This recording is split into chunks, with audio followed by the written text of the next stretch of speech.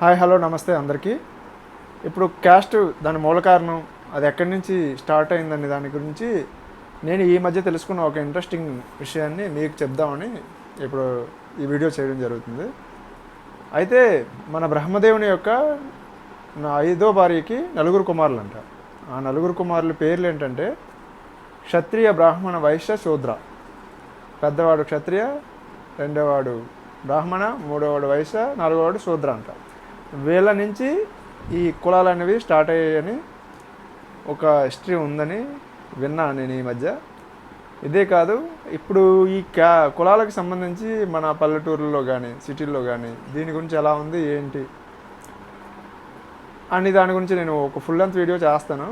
అది కూడా మీరు సపోర్ట్ చేసి మీరు కామెంట్ చేసి దీని మీద చెయ్యమని చెప్తే ఆ వచ్చిన కామెంట్లను బట్టి నేను వీడియో చేస్తానండి, ఫుల్ లెంత్ వీడియో.